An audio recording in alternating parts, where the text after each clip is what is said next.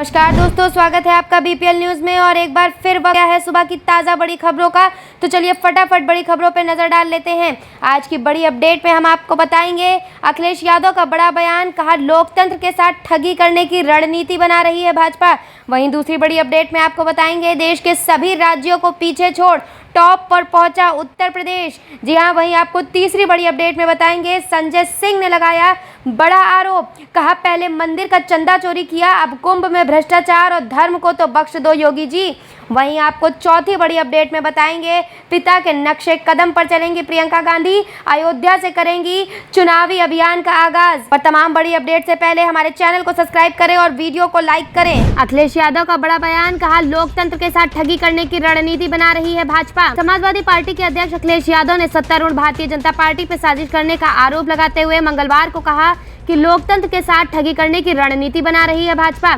अपने इस मंसूबे को पूरा करने के लिए दूसरे राज्यों में राष्ट्रीय स्वयंसेवक संघ के कार्यकर्ताओं को उत्तर प्रदेश के गांव-गांव में पहुंचा रही है। आपको बता दें, अखिलेश यादव ने एक बयान में आरोप लगाया है कि भाजपा बूथ स्तर पर साजिश में जुट गई है। भाजपा संविधान का सम्मान नहीं करती, वो लोकतंत्र के साथ ठगी करने की रणनीति बना रही है। दूसरे राज्यों के संघ के कार्यकर्ताओं को गांव-गांव पहुंचाया जा रहा है ताकि बूथ स्तर पर षड्यंत्र किया जा सके। उन्होंने दावा किया कि समाजवादी पार्टी को उत्तर प्रदेश में खासा जन समर्थन प्राप्त है और इससे डरकर भाजपा लोकतांत्रिक व्यवस्था की पवित्रता नष्ट करना चाहती है। साथ ही उन्होंने कहा कि भाजपा का ये कृत्य भारतीय संविधान और जन संभावनाओं के विरुद्ध है। देश के सभी राज्यों को पीछे छोड़ टॉप पर पहुंचा उत्तर प्रदेश, इस क्षेत्र में बना नंबर 1। उत्तर प्रदेश ने देश में दूध उत्पादन में रिकॉर्ड कायम किया है। जी हाँ, बड़ी अपडेट आ रही है, राज्य में दूध का उत्पादन लगातार बढ़ता जा रहा है। एक सरकारी प्रवक्ता के मुताबिक यूपी में दूध उत्पादन 2016 और 17 में 277 लाख मीट्रिक टन था, जो कि अब 2019 और 20 में बढ़कर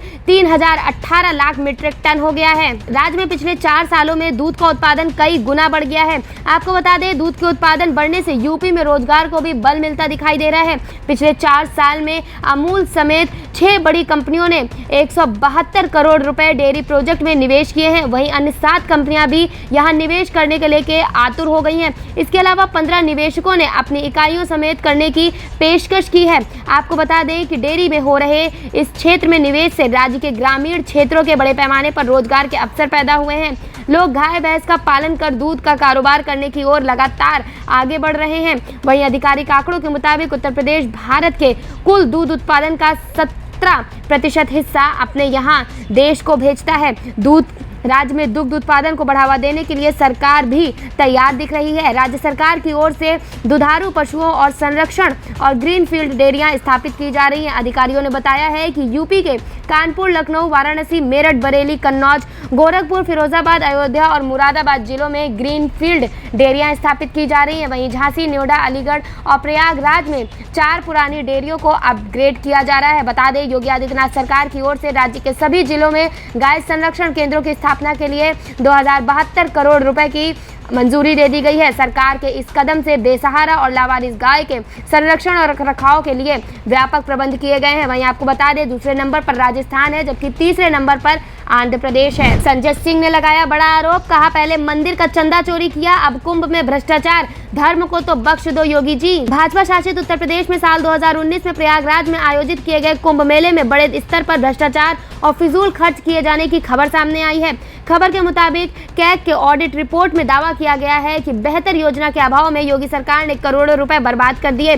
बिना किसी वित्तीय स्वीकृति के सरकार ने अपने मनमानी करते हुए एक ही काम को अलग अलग रेट पर भुगतान किया। दर्जनों कामों में मानक से ज्यादा रुपए खर्च किए गए। इसके अलावा 2019 के कुंभ के प्रचार प्रसार के लिए भी मानक से दुगना खर्च किया गया। योगी सरकार पर आरोप लग रहे हैं कि उन्होंने अपने चहेतों को फायदा पहुंचाने के लिए कई नियमों का उल्लंघन किया है। यहां तक कि राज्य में काम करने वाले सफाई कर्मचारियों के भविष्य निधि का पैसा भी मार लिया है। इसके अलावा आपको बता दें कि ऑडिट में ये भी पता चला है कि बाइक और कार के नाम पर ट्रैक्टरों के पंजीकरण किए गए हैं। साल 2019 के कुंभ मेले के आयोजन में 32 से ट्रैक्टर खरीदे गए थे, जिसके नंबर 2 व्हीलर्स के नंबर पर हैं। वहीं अब इस मामले में आप आप सांसद संजय सिंह ने योगी सरकार पर तीखा हमला बोला है। उन्होंने ट्वीट कर कहा, राम मंदिर हो चाहे प्रयागराज का कुंभ हो, भारतीय जनता पार्टी भ्रष्टाचार का कोई भी मौका नहीं छोड़ रही। मैं मुख्यमंत्री योगी और भाजपा से कहना चाहता हूं कि कम से कम धर्म को तो बख्श दो। कभी प्रभु श्री राम के मंदिर के नाम पर चंदा चोरी करते हो, कभी प्रयागराज के कुंभ के मेले के आयोजन के नाम पर भ्रष्टाचार करते हो। पूरे उत्तर प्रदेश की जनता आपके सच को देख रही है और समय आने पर जवाब देगी। पिता के नक्शे कदम पर प्रियंका गांधी अयोध्या से करेंगी चुनावी अभियान का आगाज। सूत्रों की माने तो कांग्रेस महासचिव प्रियंका गांधी वाड्रा 27 अगस्त को किसान महापंचायत में शामिल होने के लिए अयोध्या पहुंच सकती हैं। इस दौरान प्रियंका गांधी राम जन्मभूमि भी जा सकती हैं। आपको बता दें, कांग्रेस पूरे प्रदेश में किसान महापंचायत कार्यक्रम शुरू कर रही है। इसे कांग्रेस के यूपी चुनाव अभियान की शुरुआत के तौर पर भी देखा जा रहा है। उत्तर प्रदेश में अगले साल फरवरी में होने वाले विधानसभा चुनाव की सरगर्मियां तेज होती जा रही हैं। कांग्रेस की महासचिव प्रियंका गांधी 27 अगस्त को अयोध्या के लिए किसान पंचायत में शामिल हो सकती हैं। इस तरह प्रियंका गांधी अपने पिता और पूर्व प्रधानमंत्री राजीव गांधी की तर्ज पर अयोध्या से 2022 के चुनाव मिशन का आगाज कर सकती हैं। सूत्रों की माने तो कांग्रेस महासचिव प्रियंका गांधी वाड्रा 27 अगस्त को किसान महापंचायत में शामिल होने के लिए अयोध्या पहुंच सकती हैं। यूपी के पहले आयुष विश्वविद्यालय का शिलान्यास करने 28 को गोरखपुर आएंगे राष्ट्रपति रामनाथ कोविंद। मुख्यमंत्री योगी आदित्यनाथ की मंशा के अनुरूप गोरखपुर चिकित्सा शिक्षा का हब बनने वाले और तेजी से अग्रसर किया जा रहा है। इस सिलसिले को मजबूत करने के लिए 28 अगस्त का दिन इतिहास के पन्नों पर दर्ज होने के लिए तैयार हो रहा है। इस दिन प्रदेश के पहले आयुष विश्वविद्यालय की नींव रखी जाएगी। तो गोरख पीठ की तरफ से स्थापित निजी विश्वविद्यालय शिक्षार्थ आइए सेवार्थ जाइए की भावना से जनता को समर्पित किया जाएगा। सीएम योगी के विशेष अनुरोध पर इन विश्वविद्यालयों का शिलान्यास व लोकार्पण राष्ट्रपति रामनाथ कोविंद करेंगे।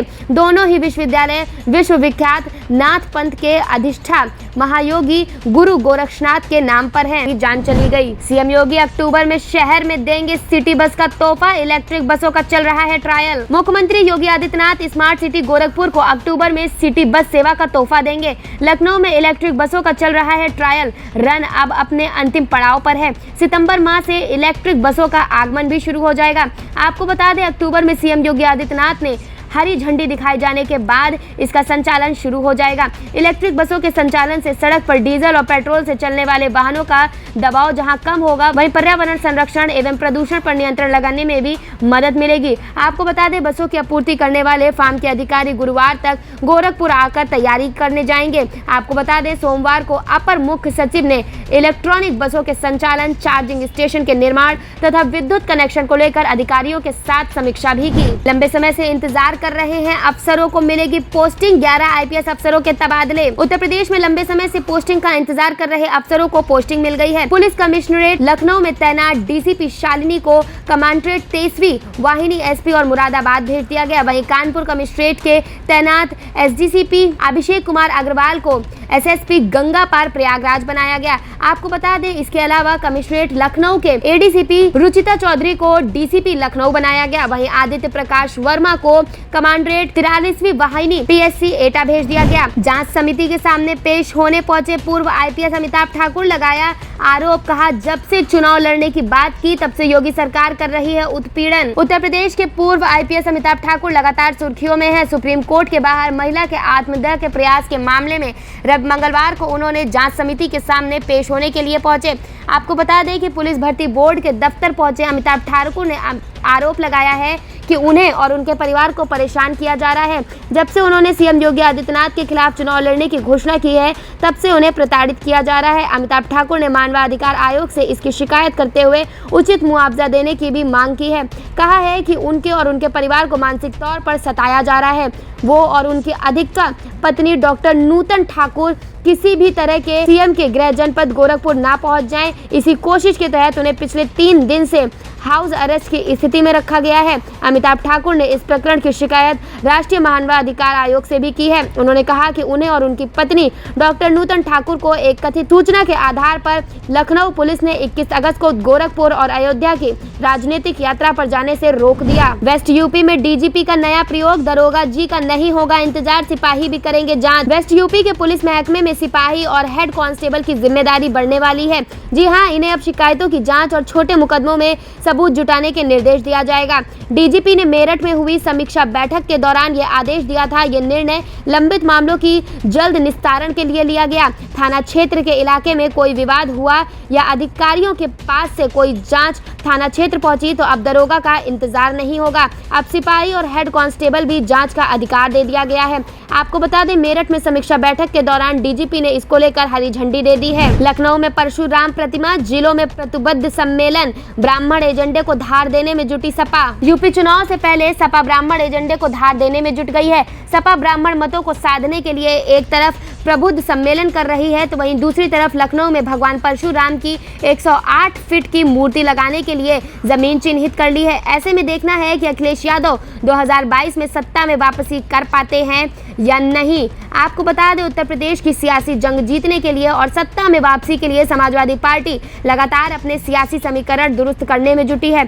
सूबे में ब्राह्मण एजेंडे को धार देने के लिए सपा ने बाकायदा रूपरेखा तैयार कर ली है। सपा ब्राह्मणों मत को साधने के लिए एक तरफ प्रबुद्ध सम्मेलन कर रही है तो दूसरी तरफ लखनऊ में भगवान परशुराम की 108 फीट ऊंची मूर्ति लगाने के लिए भी जमीन को चिन्हित कर लिया है। आजम खां के बेटे अब्दुल्ला आजम को सुप्रीम कोर्ट से मिली राहत, इस मामले में दी गई जमानत। उत्तर प्रदेश के कदावर व नेता आजम खां के बेटे अब्दुल्ला खां को जमानत मिल गई है। सुप्रीम कोर्ट ने 2 पासपोर्ट मामले में दोनों को जमानत दे दी है। आपको बता दें, सुप्रीम कोर्ट से राहत मिलने के बाद अब अब्दुल्ला आजम खां जल्द जेल से बाहर आ सकते हैं। इस मामले में जमानत मिलने के बाद अब अब्दुल्ला आजम को सभी मामलों में जमानत मिल चुकी है।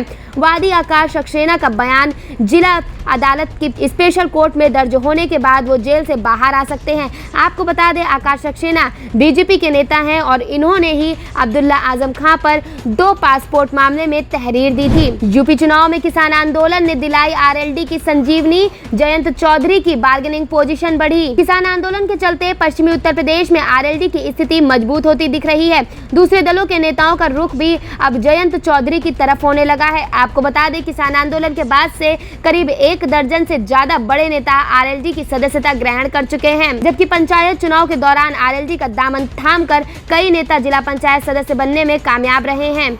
आपको बता दें, मुजफ्फरनगर दंगे के बाद से सियासी अस्तित्व तलाश रहे राष्ट्रीय लोकदल यानी आरएलडी का राजनीतिक कुनबा एक बार फिर बढ़ता नजर आ रहा है। कृषि कानून विरोधी किसान आंदोलन के समर्थन में जयंत चौधरी ने उतरकर और ताबड़तोड़ पंचायतें करके अपनी पार्टी को संजीवनी दे दी है। विधानसभा चुनाव को देखते हुए जयंत चौधरी ने तमाम दूसरे दलों के बड़े नेताओं के साथ हाथ जोड़कर अपनी सियासी ताकत बढ़ाने में जुट गए हैं ताकि सपा प्रमुख अखिलेश यादव के साथ बार्गेनिंग पावर भी बढ़ा सके। विधानसभा के सामने आत्मदाह करने का प्रयास, गरीबों के राशन में हो रहा खेल से था परेशान। लखनऊ में विधानसभा के सामने एक युवक ने मंगलवार को आत्मदाह की कोशिश की। मिट्टी का तेल छिड़क कर आग लगाने से पहले ही पुलिस ने उसे दबोच लिया। युवक की पहचान ठाकुरगंज के नरेंद्र मिश्रा के रूप में हुई है। आपको बता दें, उसने खाद्य रसद विभाग पर 1 करोड़ से ज्यादा का गबन करने का आरोप लगाया है। अधिकारियों के अनुसार युवक के आरोपों की जांच की जा रही है। नरेंद्र मंगलवार की सुबह विधानसभा के सामने पहुंचा और खुद पर मिट्टी का तेल छिड़क कर आग लगाने की कोशिश करने लगा।